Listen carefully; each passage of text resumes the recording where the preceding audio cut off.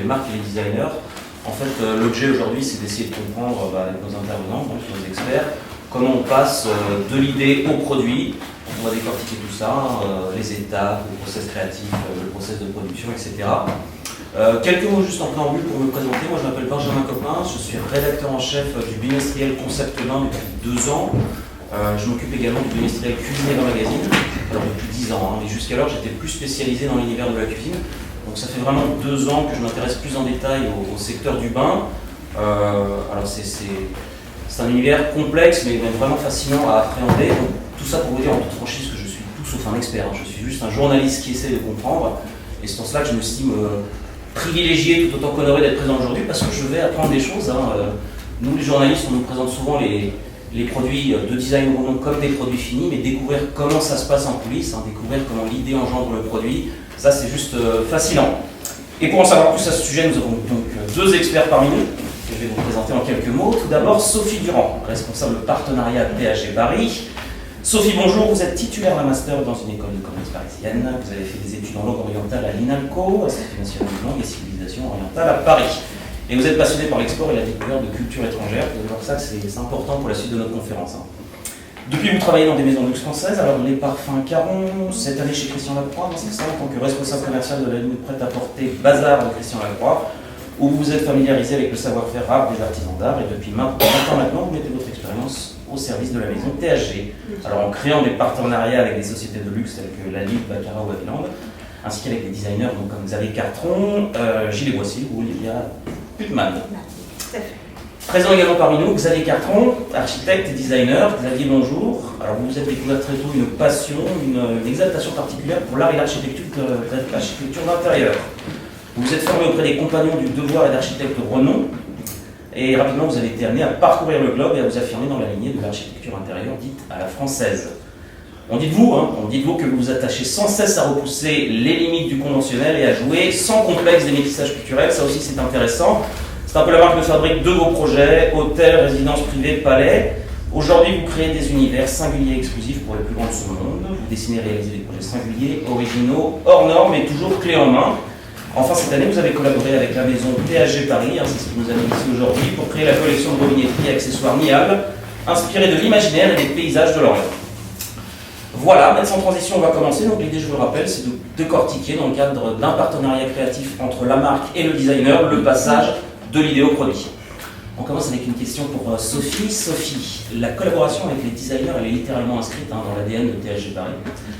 Pourquoi? Est-ce que la robinetterie et les accessoires de salle de bain, dans lesquels la marque se spécialise, se prêtent peut-être plus que d'autres familles dans le secteur du bain à un travail de design? Alors, chez nous, on a commencé, donc chez THG, on a commencé cette collaboration il y a 20 ans. C'est-à-dire qu'aujourd'hui, on a signé notre 19e partenariat. Donc, je pense on peut dire aisément que c'est devenu carrément notre business model. Ce qui nous a poussé à créer des partenariats, c'est avant tout la volonté de devenir une marque. Donc, c'est finalement l'histoire de THG, c'est l'histoire de la robinetterie. On a été créé il y a 64 ans. Suite à la Seconde Guerre mondiale, il y a eu une reconstruction et est apparue la salle de bain individuelle. Donc la salle de bain individuelle, mais qui était plutôt une petite pièce exiguë dans laquelle il y avait de la robinetterie, mais la robinetterie était considérée juste comme un objet pratique pour ouvrir et fermer l'eau, c'est tout. Au fur et à mesure des années, cette robinetterie et cette salle de bain sont devenues une pièce à vivre, où on passe du temps, où on aime rester. Et donc, forcément, on a envie d'avoir une pièce beaucoup plus décorée. Donc finalement, l'histoire de la robinetterie est très récente, ce qui explique que c'est un produit qui est en perpétuelle évolution. Et ce qui donne justement l'occasion à des designers tels que Xavier de pouvoir créer des designs dans la robinetterie. Alors Xavier, je vais commencer par une question qui peut paraître peut-être un peu naïve. Je ne suis pas un expert du design, mais je me suis laissé dire qu'au-delà de la définition de base, forme et fonction, il existe des interprétations multiples, des approches infinies de cette discipline. Donc je me jette un petit peu à l'eau. Pour vous, le design, c'est quoi?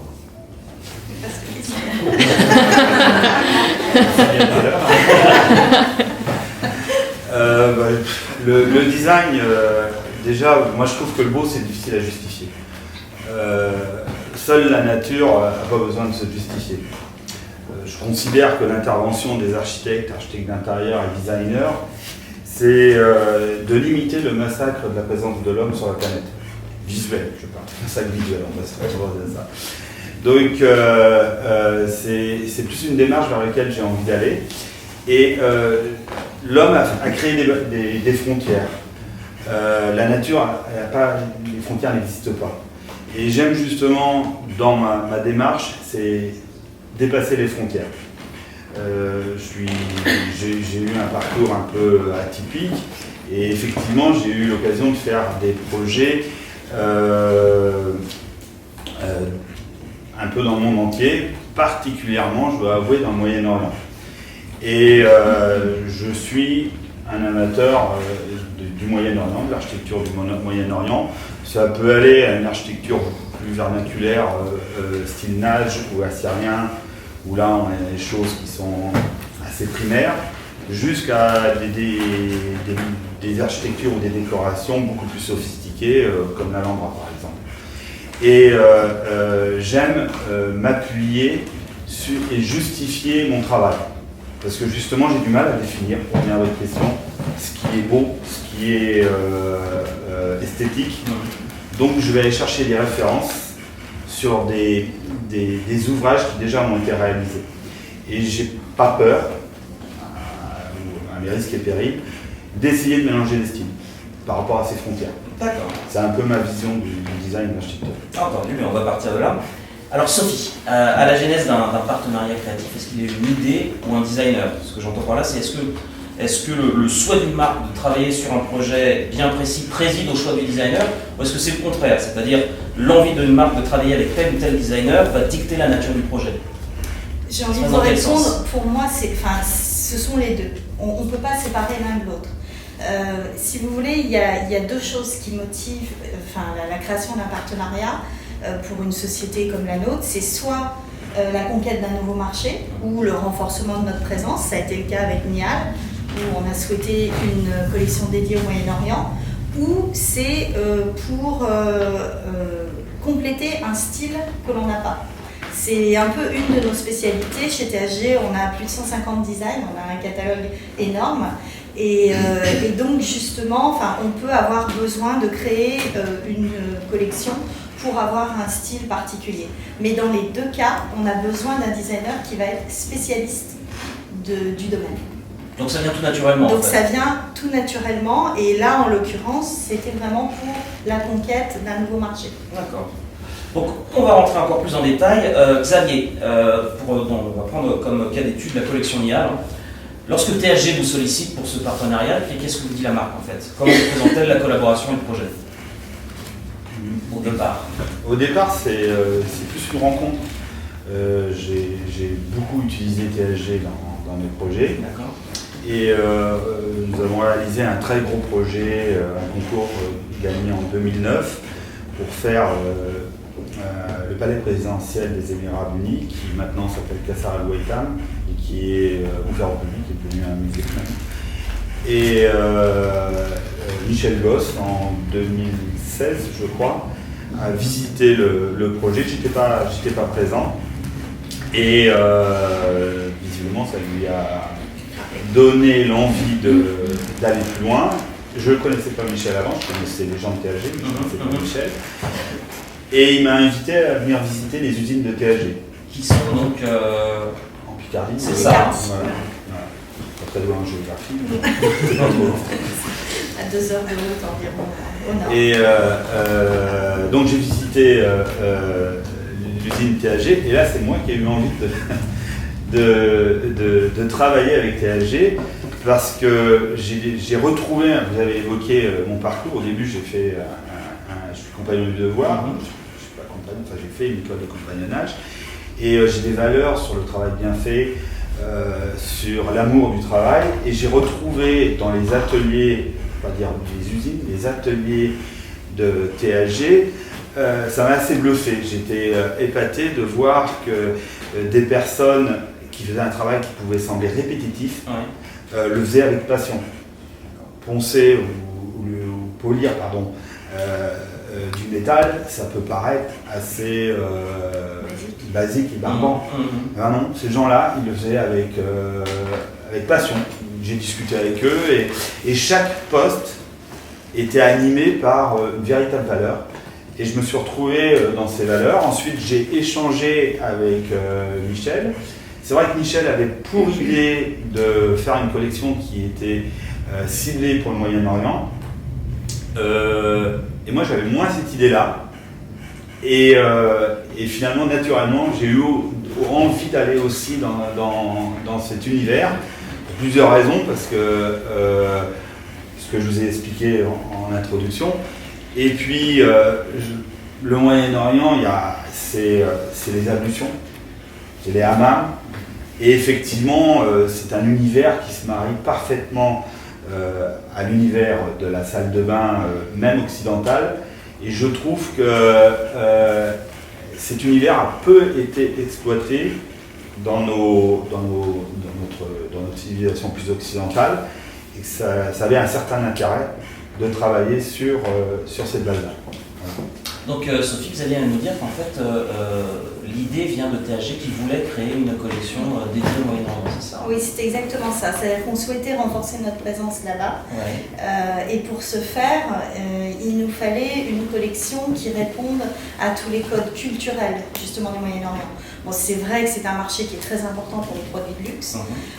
C'est un marché sur lequel on est présent depuis plus de 30 ans, mais on n'avait jamais fait une collection dédiée. Alors le défi était quand même très important parce que quand j'ai rencontré Xavier la première fois, c'est vrai que j'ai expliqué qu'il nous fallait une collection qui se vende du nord de l'Afrique jusqu'en Azerbaïdjan. Oui, ce qui est pas simple. Ce qui est extrêmement complexe, Ouais. donc il faut juste une parfaite connaissance de la zone. D'accord. Et c'était la personne. Il y avait Xavier, quoi. Voilà, exactement. D'accord. Exactement. Xavier, vous l'avez un petit peu évoqué, donc le savoir-faire et la philosophie de la marque influent beaucoup sur votre démarche créative. Est-ce que les technologies que THG maîtrise, donc les matériaux qu'elle prise, sa philosophie, vous permettent de cerner ce qu'il est possible ou impossible de faire, quoi? C'est plus qu'essentiel. Moi, je suis architecte d'intérieur à la base. Je suis designer, mais je fais du design, mais je ne suis pas un spécialiste en tout. Et quand on fait du design, en particulier sur la robinetterie, il y a toute une technologie importante et qui influe sur le design. J'ai pour exemple, on pourra en parler plus, mais j'ai découvert le mousseur. Je ne savais pas ce que c'était un mousseur. Pour moi, un mousseur, c'était une pompe, et puis on savait, ça faisait de la mousse. Pas du tout. Le mousseur, ça répartit l'eau de façon à ce que le débit de l'eau soit conséquent pour l'hôtellerie. Et ce paramètre-là, il y a des choses minimales qu'on peut faire, et puis il y a des choses maximales qu'on ne peut pas faire. Le premier coup de crayon n'était pas forcément le dessin final, parce que tous ces apports et ces demandes technologiques et ces demandes aussi par rapport aux normes ont considérablement influé sur le design. C'est un exemple parmi tant d'autres. On peut en parler sur la porcelaine aussi. Alors, on continue sur ces questions technologiques. Sophie, lorsque THG présente le projet à Xavier, est-ce qu'elle lui impose, est-ce qu'elle lui suggère un cahier des charges en termes de matériaux utilisés, de couleurs, de recours à telle ou telle technologie? Comment ça se passe à ce niveau-là? Est-ce qu'il y a un cahier des charges? Alors, oui, forcément, il y a un cahier des charges. C'est super important pour nous d'expliquer aux designers quelles sont nos attentes. J'ai même envie de vous dire, c'est la phase la plus importante dans le partenariat. C'est ce qui va, pour moi, c'est carrément la clé du succès de la collection. Donc, on va le guider en lui expliquant où est-ce que l'on veut vendre cette collection, combien de déclinaisons on va avoir, dans quelle gamme de prix on souhaite se situer et combien de références on attend de lui, pour combien de références il doit dessiner. Il n'y a qu'une chose dans laquelle on n'intervient jamais, c'est la démarche conceptuelle. Donc on ne va jamais influer sur son dessin, jamais. Et surtout, même au moment de la mise au point technique, ou parfois malheureusement on est obligé de faire des compromis, on s'attache toujours à être au plus près de ce qu'il a dessiné. C'est très très important parce que si on ne respecte pas l'idée première, on passe à côté complètement du sujet. Et ça a été le cas pour Niall, pour moi, c'est vraiment une collection réussie parce que entre le premier dessin qu'a fait Xavier et surtout le cahier des charges qu'il avait, on colle parfaitement avec le produit final. Entendu. Alors, on va parler de la ligne directrice de Niall, Xavier. Donc, on dit que cette collection est une invitation au voyage et à la soif de découvrir de nouveaux univers. Elle convoque l'imaginaire et les paysages de l'Orient, on en parlait tout à l'heure. Est-ce que vous pouvez nous en dire un petit peu plus à ce sujet? J'ai dû répondre à la question avant. Quand même, plus en détail. Non, mais tout à fait. Oui, je suis parti sur cet univers moyen-oriental, puisque comme le disait Sophie, c'était le cahier des charges. Juste une précision, j'ai pas ressenti du tout le cahier des charges. D'accord, donc ça c'est intéressant. Donc il n'y a pas eu de... Parce que si, il y a eu un cahier des charges, mais j'ai tellement été libre dans l'expression que j'ai complètement oublié le cahier des charges. D'accord, et je suis parti sur un design, je voulais quelque chose d'intemporel. D'intemporel, mais justifié, comme je l'ai dit précédemment. Et dans l'univers justement du hammam, des ablutions, c'était l'univers qui me semblait le plus approprié par rapport à ce cahier des charges dont je n'ai pas ressenti. Je voulais une forme sobre, mais qui pouvait s'exprimer par elle-même, d'où l'octogone et l'étoile à 8 branches, et avec une symbolique. L'étoile à 8 branches, je suis allé un peu dans le cosmos, l'étoile, et le clin d'œil symbolique, j'avais le croissant de lune, qui est symbole de l'islam. Bien sûr. Et je ne voulais pas non plus faire un cliché. Et je suis parti sur cette idée initiale pour développer ces deux géométries. Deux géométries qui ne fonctionnent pas forcément, c'est pas évident à l'origine, parce qu'il y a une courbe et puis il y a un décor assez square. Donc tout le jeu, c'était d'essayer d'harmoniser pour avoir un résultat qui puisse être cohérent dans l'expression visuelle. Ensuite, il y avait la partie décorative. Moi, initialement, je voulais de l'incrustation. D'accord. Mon idée, j'allais un peu vers les éliges, les céramiques marocaines ou la marqueterie syrienne. Je voulais travailler sur le détail. Et ça, c'était excessivement compliqué, c'était excessivement coûteux. Il y avait des problèmes de maintenance parce que l'association de la marqueterie de plusieurs matériaux en maintenance pouvait représenter certains problèmes. Et l'idée de la porcelaine, c'est pas moi qui l'ai eue. D'accord. C'est justement Sophie qui est venue avec l'idée de la porcelaine. Ma première réaction a été pas chaude, quoi. Plutôt froide. Parce que j'avais pas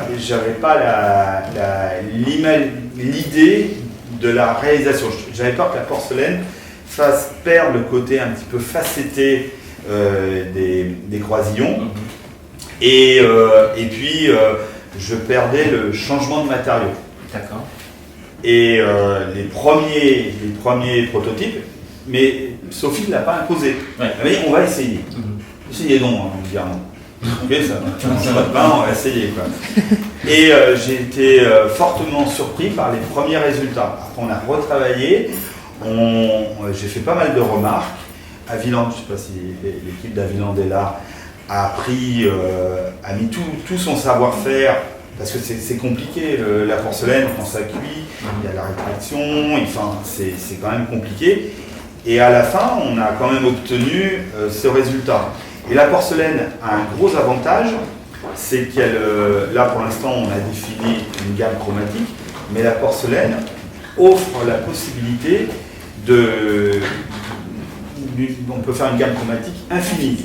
On a fait dernièrement, pour une demande particulière pour un client, une couleur qu'on a travaillée, qu'on a étudiée spécialement pour ce client, parce qu'il voulait ce produit-là, mais son environnement, son univers n'était pas dans la gamme chromatique qu'on avait initiée pour Nial.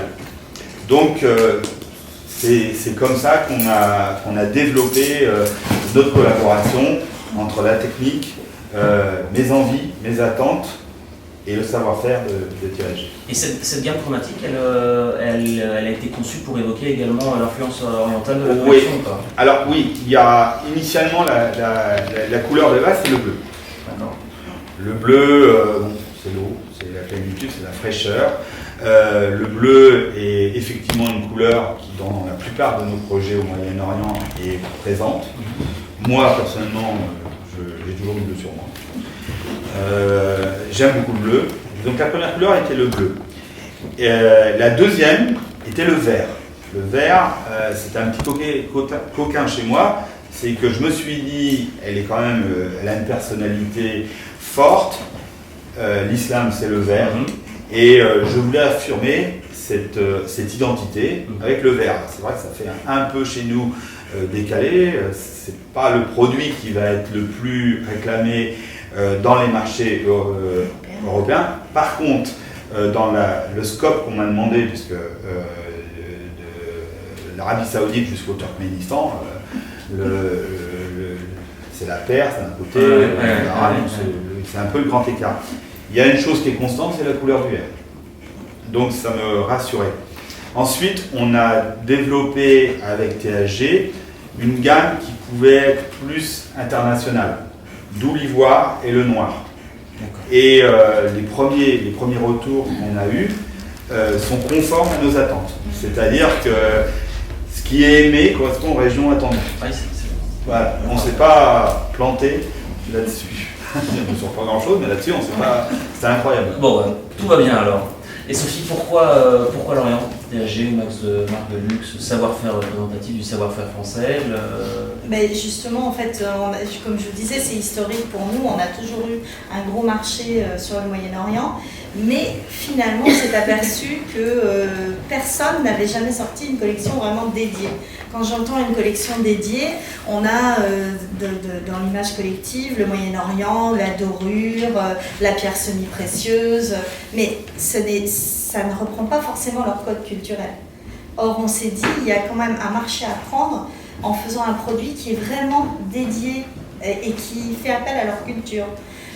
En discutant avec Xavier, il m'expliquait que la plupart de ses clients, même ses clients plus jeunes, qui éventuellement ont fait leurs études en Europe ou aux États-Unis, ont des goûts, on va dire, contemporains par rapport à leurs parents. En revanche, ils aiment toujours retrouver un élément de leur culture. D'accord. Et quand Xavier une touche identitaire, et à chaque fois que Xavier me montrait un de ses projets, on retrouvait toujours, quelque part, sur le projet, il y a toujours un moment, un détail de leur culture. Entendu. Et Xavier, un projet comme celui-ci, pour aboutir, il faut combien de temps ? On a mis à peu près un an et demi entre la première rencontre avec Michel et l'approbation finale des prototypes. D'accord. Ça a été déjà il y a une partie conception. Ouais. Donc nous la conception j'avais l'idée du croissant de lune et de l'étoile, donc j'avais une idée conductrice qui fonctionnait bien. Donc ça a été relativement vite. Et puis derrière, il y a eu beaucoup d'allers-retours, quand j'ai expliqué qu'entre... vraiment, Sophie a cherché les incrustations. Parce que j'étais ma première demande. Première idée.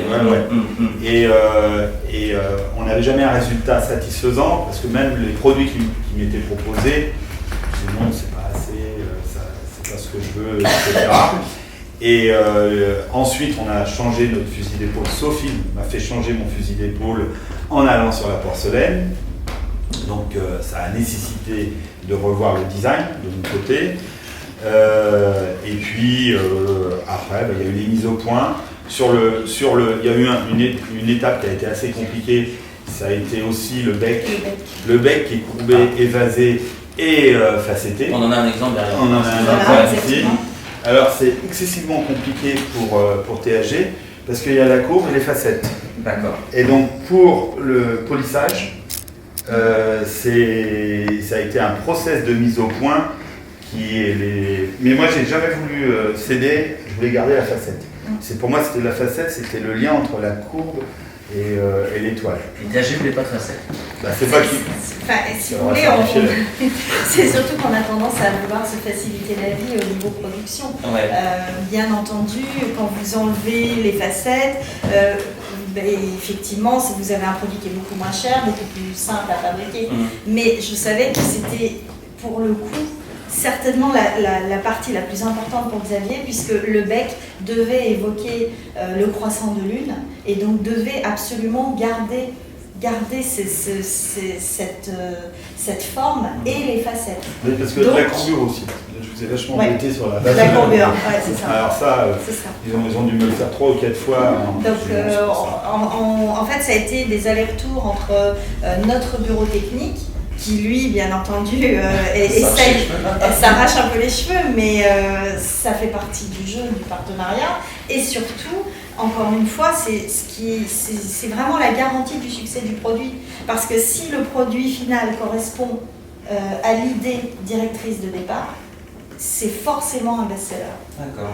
Donc, j'ai vraiment fait le lien entre nos ateliers et Xavier, et en essayant vraiment, en ayant à cœur de toujours garder son idée directrice. Alors après, il a dû aussi faire certains compromis. Quand il vous parle du mousseur, si vous voulez, au départ, si on veut garder donc, la forme du croissant de lune, le bec est plat au bout. S'il est plat, c'est un bec cascade, et si c'est un bec cascade, on ne peut pas mettre de mousseur, mais ça veut dire qu'on s'interdit la vente en hôtellerie. Donc là finalement, c'est dommageable, parce qu'on est quand même attaché au succès du produit. Finalement, c'est toujours ce qu'il faut garder en tête, le succès commercial du produit. Ouais. Mais en même temps, on ne peut pas tout se permettre, on ne peut pas faire tous les compromis d'un point de vue stylistique. Et pour ma culture personnelle, de notre côté Nial, parce que j'ai compris qu'il y avait des allers-retours incessants, des échanges continus, est-ce qu'il arrive par toi que sur un partenariat créatif, boum, du premier coup, ça soit réglé, clé en main Non, ça n'arrive pas. Ça n'arrive pas. Non, parce que finalement, un partenariat, c'est aussi une rencontre. Ouais. Xavier ne connaît pas forcément nos contraintes, donc il y a tout un travail. Il faut qu'il vienne à l'usine, il faut qu'il comprenne la façon dont nous on travaille, comment on fabrique. Et nous, il faut aussi qu'on comprenne son univers, que l'on arrive à un compromis sur les matériaux utilisés. Donc non, c'est jamais du premier coup. D'accord, entendu. C'est pour ça que c'est long. Alors on va finir par le point de vue de la marque et du designer. Pour vous, quels sont les facteurs en fait, de réussite pour aboutir à un partenariat créatif? Pour moi, alors, déjà... la rencontre, pour moi, de toute façon, la première chose, c'est d'abord... quand même l'admiration réciproque pour le travail de l'un et de l'autre. C'est pour moi un des facteurs clés. Et ensuite, il y a une confiance mutuelle. Parce qu'un partenariat, c'est quand même un énorme investissement. Et pour le designer, et pour nous. C'est 18 mois de travail, c'est des allers-retours incessants. Nous, c'est des outillages, c'est vraiment, c'est un investissement très conséquent financièrement. Donc, il faut absolument avoir une confiance. Mais, si vous voulez, le partenariat, finalement, il se mesure par le succès commercial. Sauf que c'est pas uniquement ça, il apporte plein d'autres choses. Comme par exemple, pour nous, ça a toujours été un moteur. C'est ce qui nous a fait avancer techniquement. Ouais. On est obligé de trouver des solutions techniques, donc on est obligé d'innover. D'accord. Donc c'est vraiment, c'est devenu notre business model et c'est vraiment un moteur. Et d'un point de vue du designer, je pense que ça lui apporte une connaissance premièrement de techniques qu'il ne connaissait pas, donc ça peut l'aider dans son travail. Et ensuite, quand on diffuse le produit, on le diffuse dans le monde entier, sous son nom. Nous, on exporte 85% de notre chiffre, donc vous imaginez bien qu'on fait des salons dans le monde entier. Et donc, on lui donne une exposition aussi internationale. Et Nial, c'est également commercialisé en France ou pas? C'est commercialisé dans tous les pays. D'accord. Et 18 mois, c'est inhabituellement long ou pas? Non, c'est D'accord. la moyenne. D'accord. Et Xavier, pour finir, la même question, les facteurs de réussite pour une... Et qui a fini par un stress personnel. Ah bon. Oui, parce que j'ai tellement eu une confiance de la part de THG Ah, que au début je me suis dit, ouais, facile, on va dessiner et tout. Et plus il y a eu des contraintes, plus il y a eu des adaptations, etc. Et à un moment, j'ai pris conscience de l'investissement qui a été fait THG sur moi. Et là, c'est devenu une pression. Parce que je ne savais plus, je vous assure, à la veille du salon de Francfort, je me disais, mais ça se trouve, tout le monde m'a fait confiance et c'est un produit qui est atypique. On est sorti, alors vous me présentiez comme quelqu'un qui va avoir des frontières, mais bon, c'est bien beau d'avoir des frontières, mais il y a des fois, on a envie de se raccrocher à quelque chose. Et c'est vrai que je connais très bien le Moyen-Orient, j'ai une clientèle qui est assez étoffée, etc. Mais j'ai eu une pression à la fin du produit personnel et puis le jour de l'ouverture au salon de Francfort, ça a été un peu comme un feu d'artifice. Il y avait plein de personnes qui venaient sur le stand d'horizons différentes, autant d'Extrême-Orient, du Moyen-Orient. Alors j'étais surpris, les Américains qui venaient me voir avec leur accent, c'est merveilleux ce que vous avez fait. Bon. Vous les avez compris alors? Ouais, ça fallait compris à peu près, voilà. Et tout, et j'étais un poids assez. J'étais soulagé parce que visiblement je rentrais dans la demande et dans les attentes. Et le succès, ça a été justement cette collaboration. C'est-à-dire que mon enthousiasme, mon envie du départ, on me l'a laissé. On me l'a laissé complètement, bride abattue, allez vas-y mon gars, galope. Donc je me suis bien exprimé comme suivant mes attentes.